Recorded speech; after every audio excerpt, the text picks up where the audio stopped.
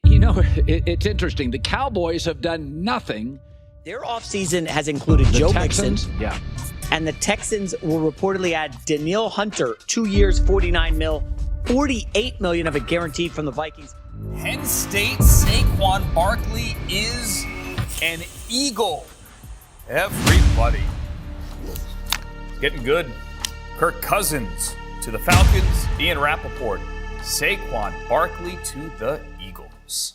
So, over the past couple of days, NFL free agency has been in full swing. Many big names have been on the move, with many teams massively improving their rosters, while others doing seemingly nothing. With all of this happening, I would like to discuss the biggest winners of NFL free agency along with the biggest losers. The first big winner we have is Kirk Cousins in the Atlanta Falcons. Kirk Cousins got his money, signing a 4-year, $180 million contract. And the Falcons now have the quarterback they need to make a run at their weak division. While Cousins may not be an Aaron Rodgers or Tom Brady type of name, he is still a very good quarterback and probably a top 10 quarterback in the NFL. Before he got hurt, he was one of the best quarterbacks in the league thus far. In 8 games, he had thrown 2,331 yards, 18 touchdowns, and only 5 interceptions, with an average QB rating of 103.8. Even at 35, he's still got a big arm and is fully capable of running a high-powered offense in the NFL. With pieces like Kyle Pitts, Bijan Robinson, and Drake London, he has plenty of weapons to throw to. They also signed Darnell Mooney from the Chicago Bears and just traded for Rondale Moore from the Arizona Cardinals, giving up Desmond Ridder.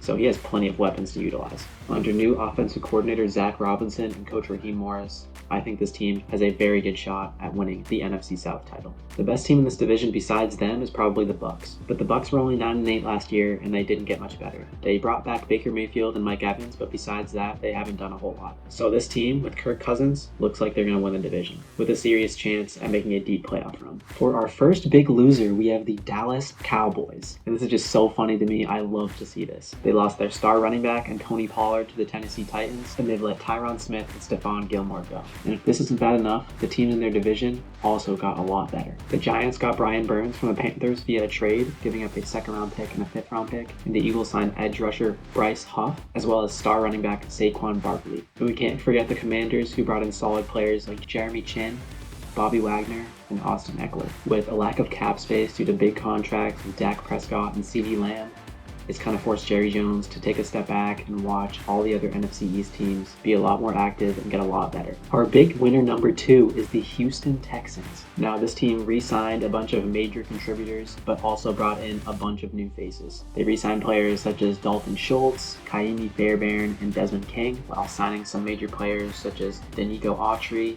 Danielle Hunter, Azeez Al-Shaair, and even trading for the Bengals star running back Joe Mixon.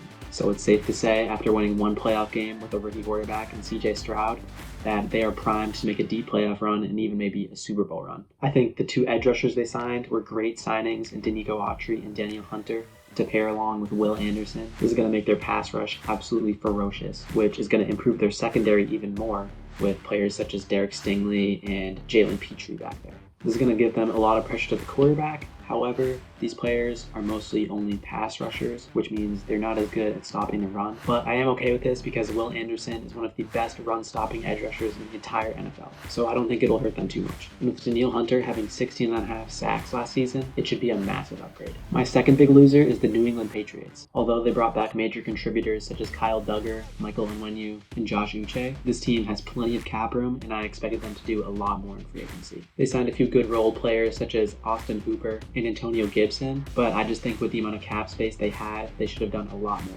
I know they tried to bring in Calvin Ridley, which would have been a huge upgrade at the wide receiver position, but he ultimately ended up going to the Tennessee Titans. However, the number 1 goal for this team should be to get a quarterback, and I think their best chance of that is the draft. The NFL draft is coming up and they have the 3rd pick, which means they're going to get whoever's left over between Caleb Williams, Drake May, and Jaden Daniels. Now, any of these players would be a huge upgrade for them, considering they only have Jacoby Brissett at quarterback right now.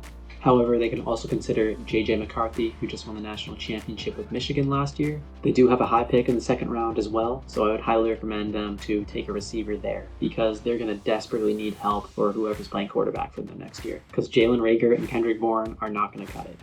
My third big winner is the Green Bay Packers. I really like the moves they made because they lost almost nobody besides Aaron Jones, who I know Packers fans, he was one of your most beloved players. I honestly love him. He's such a tough guy. But they brought in a great replacement for him in Josh Jacobs, who's younger, probably has more left in the tank, so you're going to be fine at that position. And they also brought in Xavier McKinney, who was a safety for the New York Giants, and I think he's honestly one of the most underrated safeties in the league. Last year, he had 116 tackles, 3 interceptions, and 11 passes defended, which is very good for a safety. And they really didn't lose anyone in free agency. They also brought back Keyshawn Nixon on a 3-year deal, who, even though he can play cornerback, he's one of the best return men in the league, a really good special teams guy. I think they made the perfect offseason moves this year because they're on their way to being a year-in, year-out playoff team. After seeing Jordan Love play in the playoffs, I think he's capable of becoming a franchise quarterback as long as he has good weapons around him. And he's got LaFleur coaching there. He's really smart. I think he's a really good coach. And overall, with these moves, I think they improved a lot. And my third big loser is the Buffalo Bills. Now, this team did a couple good things in re-signing AJ Epinesa and Daquan Jones, but besides that, they lost a lot of key players such as Jordan Poyer, Mitch Morse, Tre'Davious White, and Gabe Davis, as well as Leonard Floyd. And it also seems like Micah Hyde will not be back either. And look, the Bills are going to be fine. They still got Josh Allen at quarterback. He's going to be a great quarterback. He's going to lead them to the playoffs. The issue here is that they lost a lot of starting talent in a pretty good AFC East. That's going to have teams like the Miami Dolphins, who got a lot better, as well as the New York Jets, who have Aaron Rodgers coming back. They've also not brought in a lot of new players, which also causes alarm bells to start to go off. I think they're still able to make a very deep playoff run as long as they have Josh Allen, but the amount of turnover on their roster is a lot for any team. So yeah, there you go. Those are my biggest winners and biggest losers of NFL free agency. Let me know what you guys think. If you guys agree or disagree down in the comments below. And if you enjoyed, please like and subscribe. It would really mean a lot. And also, to be honest, the content I've been posting before this, I don't know if I really like doing it that much. So I think I'm going to start to get back to more sports stuff because I really do enjoy that, and I'm going to start posting it a lot more. So yeah, let me know if you enjoyed this. But yeah, that's all I got for you guys, so I guess I'll see you in the next one.